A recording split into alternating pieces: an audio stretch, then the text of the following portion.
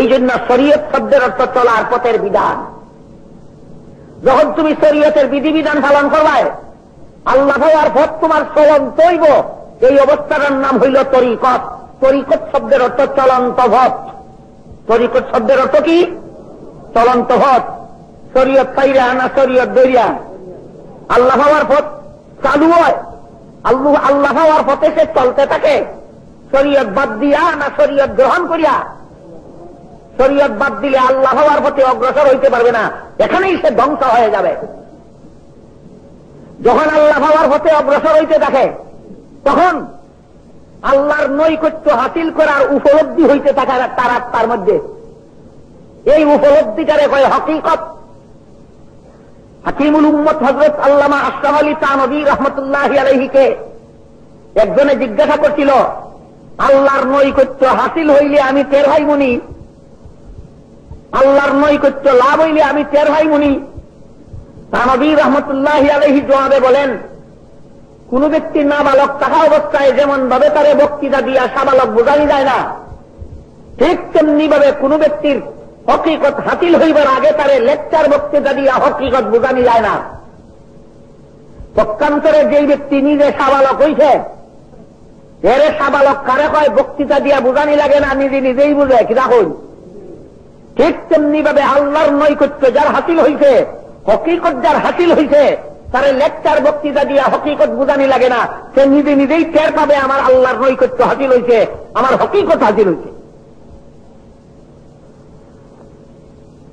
এরপরে এক সময় আল্লাহর সাথে তার রুহানি ভাবে সাক্ষাৎ হইয়া যায়, আধ্যাত্মিক ভাবে সাক্ষাৎ হইয়া যায়, অন্তরের চোখের দ্বারা সে আল্লাহকে দেখতে পায়। ওই অবস্থাটার নাম হইল মারিফত।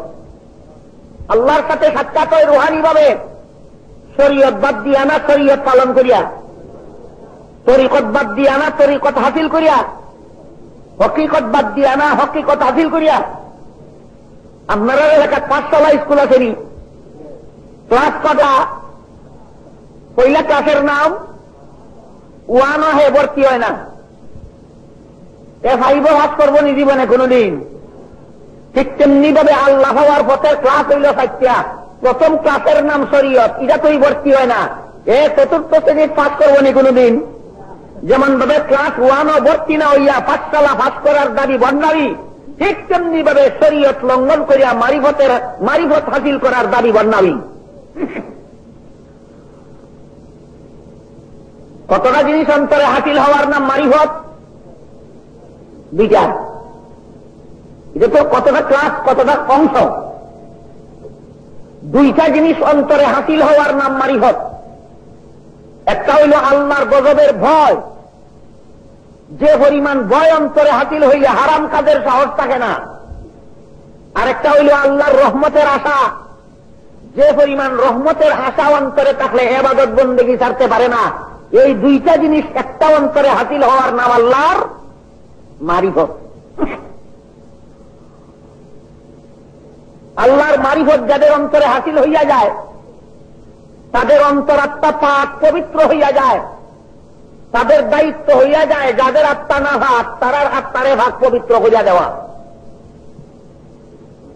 এই পর্যায়ে আমাদের বুঝার দরকার, অন্তরাত্মা না ভাগ হয় কিভাবে আর অন্তরাত্মা ভাগ হয় কিভাবে। মুফাসসিরিনে কেরাম তাফসীরের কিতাবে লিখেছেন, আল্লাহর বিধান মতে মানুষের জীবনে যত গুনার কাজ আছে, প্রত্যেকটা গুনার কাজের দুইটা কইরা ফলাফল আছে। একটা হইল গুনার মজা আর একটা হইল গুনার সাজা। প্রত্যেকটা গুনার কাজের ফলাফল কটা?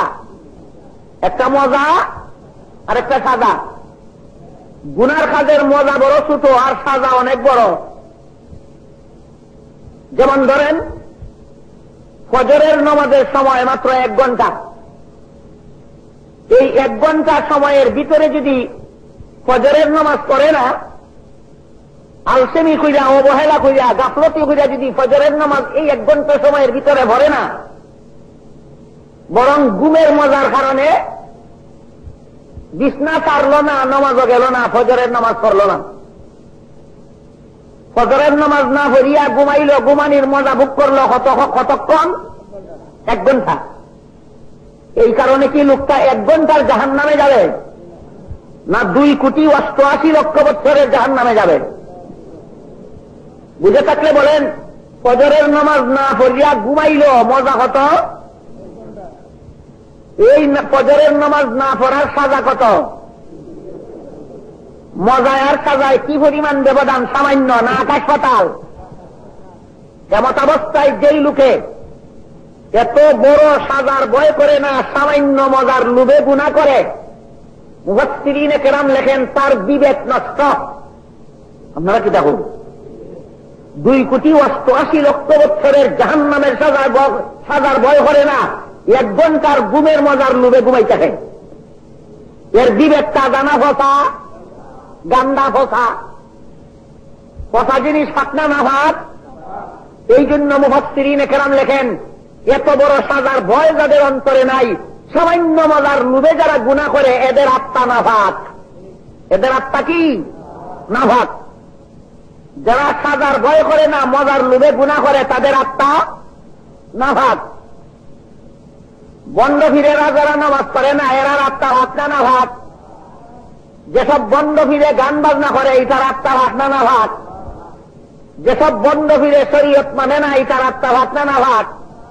যেসব বন্ধ ফিরে পর্দা মানে না, এটা আত্মা ভাগটা না ভাগ। এখন আপনারা যে তারার কাছে মুড়ি দিয়েছেন, আপনারা আত্মা ভাগ করতা, ফের নিজের আত্মা না ভাগ, আপনারা কি পরিমাণ ভাগ করিয়া দিব? এটা বুঝবার লাগে একটা উদাহরণ দিই। এক বেটার লঙ্গির মাঝে গোবর লাগছে, গোবর।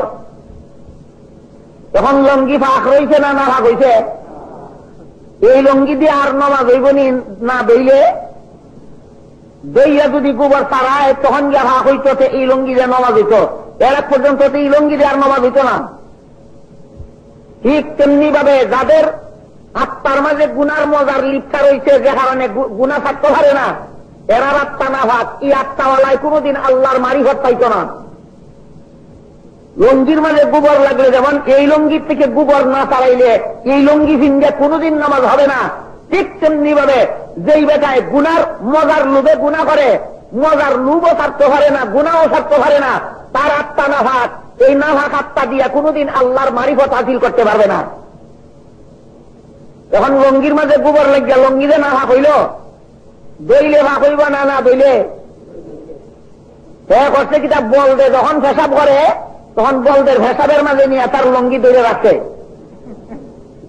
আর বলদের পেশাবে দইয়া তার গোবর সব দইয়া তারাইয়া লইয়া গেছে। তখন ভাগ হয়েছে নি না, আরো বেশি না ভাগ হয়েছে? আগে আসিল চূড়া জায়গা, এখন অনেক জায়গা আগেরটা দেখা যাইত, এখন আর দেখাও যায় না। ঠিক তেমনি ভাবে যে সমস্ত সাধারণ মুসলমান গুনার মজার লোভে গুনায় লিপ্ত, এদের আত্মা না ভাগ। বন্ড ফিরের কাছে মুড়ি দিল না ভাগ, জিনিস সাত করত, ফের আত্মা আরো বড় না ভাগ। এই ছোট না ভাগরে দইবার লাগি বড় না ভাগের মাঝে লইয়া গেছে, যেমন গোবর দইবার লাগি ভেসাবের মাঝে দইয়া রাখছে। পেশাব দিয়া গোবর দইলে যেমন না ভাগ আরো বাড়ে, জনসাধারণ মানুষ বন্ড ফিরের কাছে মুড়ি দিলে আত্মার না ভাকি আরো বেশি বাড়ে।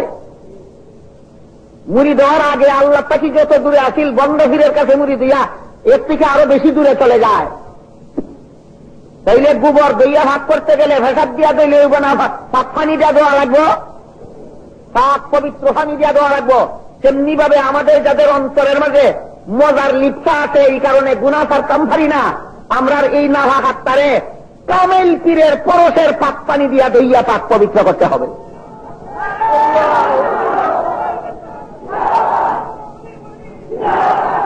না ভাগ আত্মারে ভাগ পবিত্র করা যায়, না ভাগ আত্মারে ভাগ পবিত্র করা যায় বন্ড ফিরের ভরসে না কামিল ফিরের ভরসে?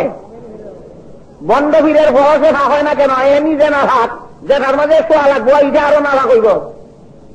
কামিল ফিরের ভরসে ভাগ হয় কেন? তার নিজের আত্মা পাক, ইটার পরশে যেমন পাক পানি দিয়া দইলে গোবর দইয়া চাবইয়া লঙ্গি ভাগ হইয়া যায়, ঠিক তেমনিভাবে যে সমস্ত মুরিদানের আত্মা না ভাগ, কামিল পীরের রোহানি পরশে তাদের নাপাক আত্মা দইয়া পাক পবিত্র হইয়া যায়। এই জন্য ভালো রকম স্মরণ রাখতে হবে, পীর দরিয়া আল্লাহ হওয়ার জন্য 4টা শর্ত আছে। পীর যদি আল্লাহ পাওয়ার জন্য কটা শর্ত? 1 নম্বর, পীরে যে তোমারে আল্লাহ চিনাইয়া দিত, হে নিজে নিয়ে আল্লাহর হতে আছে আগে দেখো। যদি দেখা যায় হে পর্দা মানে না, এই নিজেই শয়তানের হতে আছে, তোমারে আল্লাহ চিনাইয়া দিব কই নিয়া।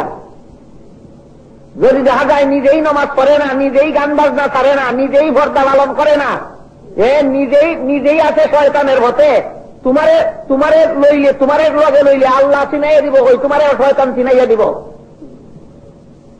এই কারণে পীর ধরিয়া আল্লাহ হওয়ার জন্য 4 শর্তের প্রথম শর্ত হইল যে পীরের কাছে মুড়ি দুইটাই চাও, মুড়ি দেওয়ার আগে যাচাই করে দেখো হে নিজে নিয়ে আল্লাহর হতে আছে।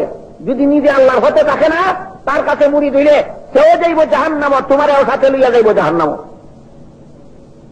আর যদি দেখা যায় পীর নিজে আল্লাহর হতে আছে, হারাম কাজ থেকে বিরত রাখে, শরীয়তের বিধান পালন করে, আল্লাহর হুকুম নবীর তরিকা মতে জীবন যাপন করে, তাহলে পীর আল্লাহর হতে আসেনি না নাই? এখন 2 নম্বর শর্ত পালন করো, তোমার অন্তরটা যাচাই করো, তার প্রতি তোমার অন্তরে ভাব ভক্তি আছে। 2 নম্বর শর্ত কি যাচাই করা? অন্তর যাচাই করা। কি মর্মে? ভাব ভক্তি নিয়ে আছে দেখো। পীর ধরিয়া আল্লাহ পাওয়ার জন্য শর্ত কথা, 1 নম্বর পীর যাচাই করো, পীর নিয়ে আল্লাহর হতে আছে। 2 নম্বরে মন যাচাই করো, তোমার মন ভাব ভক্তি আছে। যদি দেখা যায় পীরও আল্লাহর হতে আছে আর এই পীরের প্রতি আমার মনে অভাব ভক্তি আছে, 2 শর্ত পাওয়া গেল, মুড়িদ হইয়া যাও। 2 শর্ত পাওয়া গেলে কি হইব? মুড়ি দাও। মুড়ি দিয়া বই থাকলে হইতো না, মুড়ি দেওয়ার বাদে আরো 2 শর্ত পালন করা লাগবে। মুড়ি দেওয়ার বাদে আরো কয় শর্ত? 2 শর্ত। মুড়ি দেওয়ার বাদের প্রথমটা হইল কোন গুনার মজা তুমি ছাড়তে পারো না, এটা পীরের কাছে খাও। কোন গুনার মজা ছাড়তে পারো না, এটা তোমার পীরের কাছে খাও। খাও না যদি শর্মাইয়া।